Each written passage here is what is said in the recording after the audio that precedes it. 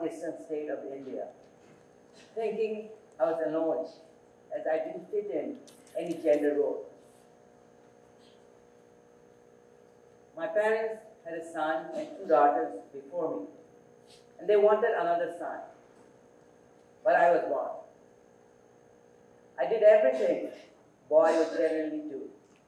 I climbed the trees, I got coconuts from the trees and removed the husk for my mother. I played along with the boys. I went to the fish market on my bicycle. I knew I was different. I remember sitting on the terrace of my parents' house, wishing I was a bird so that I could fly far away. I was always attracted to the qualities that I didn't have: motherly instinct, kindness, patience, nourishing qualities. I didn't feel like a girl, but my own body betrayed me. I left Assam when I was 17 years old. I went to Surat, the opposite corner of India, to explore life and also to pursue my engineering. There, one day a friend of mine told me that she missed me and felt sad when I'm not around in the hostel. Nobody said that to me before. So I started noticing her and all the things she did for me. I also realized she had all the qualities that I liked, and she got my attention. So I don't know what happened or what to call it, but all we know that we loved each other. We're 2 human beings who cared for each other, but nothing else mattered. One day, I was watching TV, a Wimbledon tennis match. I think Martina Navratilova was playing against Chris Evert. And the commentator mentioned a word called gay, and something about Martina's girlfriend. I never heard the word gay before. So I immediately looked it up in dictionary. I was so excited because I realized there are more people like us. We are not alone in the world. I thought we'll go to US and live together the rest of our lives. But then later she told me that she cannot go against her parents. I was so angry with God for making me a girl. So I let that dream go. I accepted myself and tried to be a woman.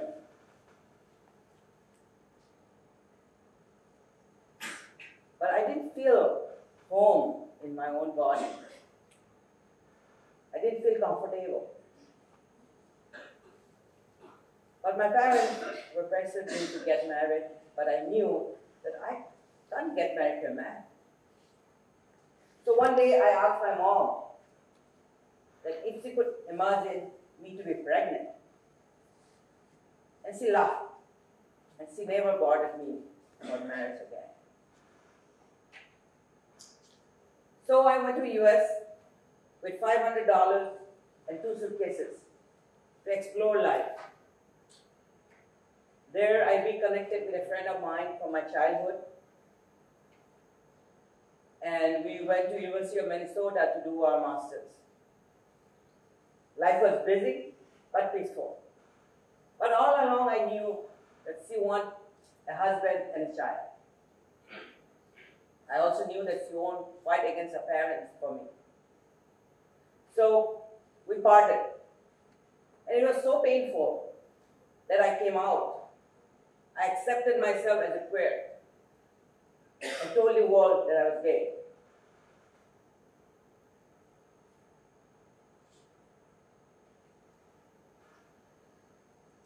So I came out late in life, so I had to catch up with the queer life. Though I know who I was, but I didn't associate it or do anything for the queer community. So I got engaged, got involved, volunteered with various organizations, And later, I started to see somebody from America. She's a nice, kind-hearted woman.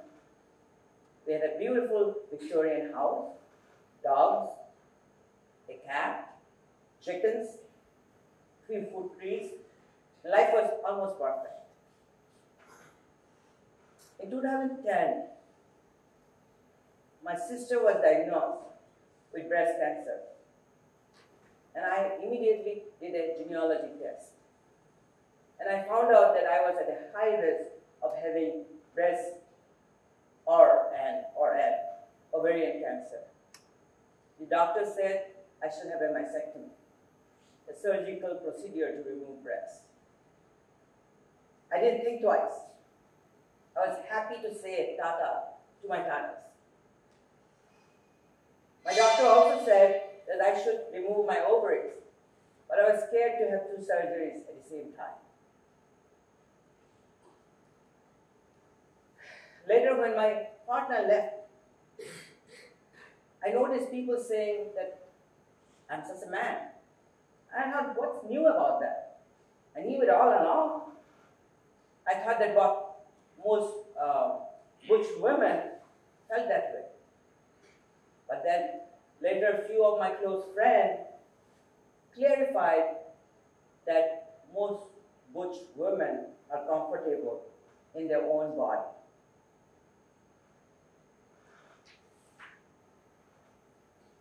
In Minneapolis, I started an organization called Out in the Backyard. In 2013, I represented Out in the Backyard in a trans health summit. And there I realized that I have already done most part of transition. And people asked me there how I would like to be addressed. I was surprised, but I felt good inside. In the meantime, I came across a movie called Young Harvey Superhero. It's a documentary movie about a trans man who happened to be a handsome trans man. So, as I watched the movie, I realized the comedian lived my life, and he was narrating my stories. I was totally could relate with him. So, after the movie, I met Young Harvey and thanked him for opening my mind. In 2015, when I felt healthy, I had another surgery to remove my ovary and all the related parts. The doctor, whom I love and respect, said that I would have bone loss and might have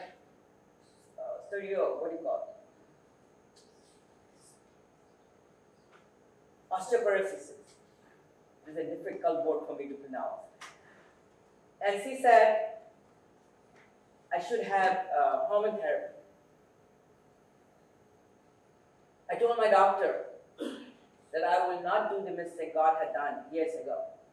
I will never take estrogen.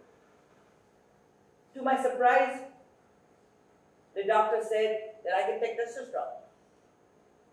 I couldn't believe it because I waited for this for years, and it was right in front of me. And I cried.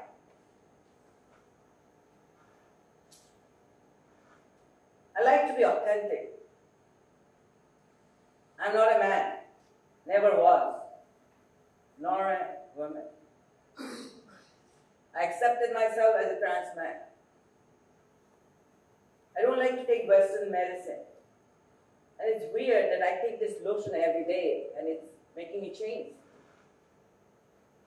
I wish I didn't have to go through all this process. I wish I was born in the right body. But then, I'll be just an ordinary man.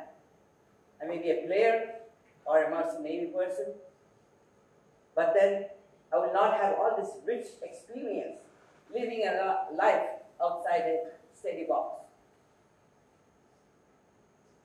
So I'm grateful for the pain that I have to go through.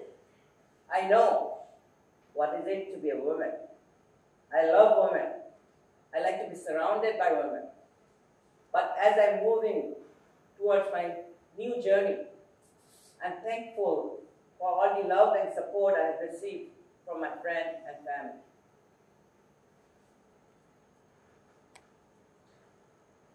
December 11, 2013 is disappointing as Supreme Court, India's Supreme Court, reinstated Section 377, which criminalized homosexuality. I felt restless, so I came to India for 3 months. I visited various cities and met a few LGBT leaders. They all told me that there was not a strong queer movement in Northeast India. And they requested me if I could start a pride parade. So I reached out and I met a few strong, young women leaders from Assam. And within 2 weeks, on February 9th, 2014, we organized the first gay pride in Guwahati. I walk proudly as a queer person in the city I was born, a day I will always remember. My forefather, Milin was executed by British, and he fought for his freedom. And now I am fighting for my freedom to be just myself. So I am back to the place of my origin. I love Northeast. I want to make changes in the areas I'm passionate about, such as quality education, clean Guwahati, green Guwahati, exchange of knowledge between the Eastern and the Western world, etc. Often when I come out as a trans person, some people ask me about my private parts, which is disappointing.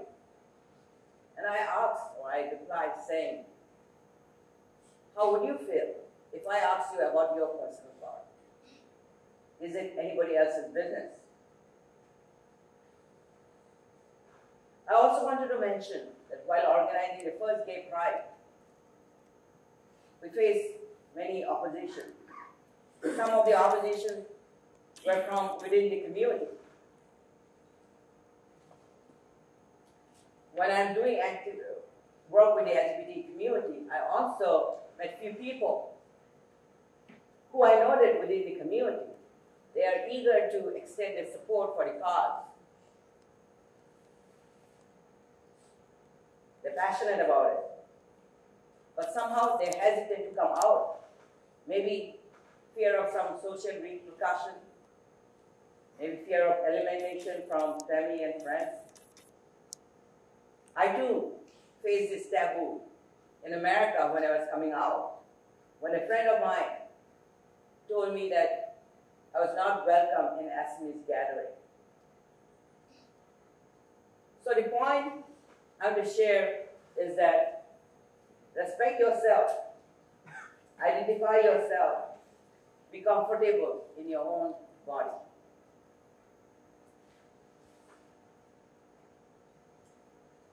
I'm privileged because I got support from my family, but not everyone has this privilege. We as a community have to understand that support would work wonders. We have to work together and do whatever we could do for support, specifically for trans women and men, as they have higher rate of committing suicide when their new identity and gender is not accepted. I know it is hard, but people have to understand. They have to put some extra effort to address them with the new identity and gender. In the last 6 years, there was positive movement in the media as they have taken interest hearing community's voice. We have visited various educational institutions to spread awareness and seek support. few support groups have started in different institutions. Pride Parade already started in Shillong, in Meghalaya, and in Sikkim. Pukia, the first queer collective, was formed just after the first queer pride in Guwahati. They had published the first multilingual queer magazine, and they also started LGBT support group. And they held a few interactive sessions on queer health with the faculty members from Guwahati Medical College and hospitals. So my request for the future LGBT leaders and community members to ask yourself, what are you waiting for? Reflect on your sexuality. And if you feel passionate about the queer movement, then educate yourself. Be the change maker by becoming prominent officers, policymakers, politicians, or activists, and bring about the changes that you like to see. Thank you.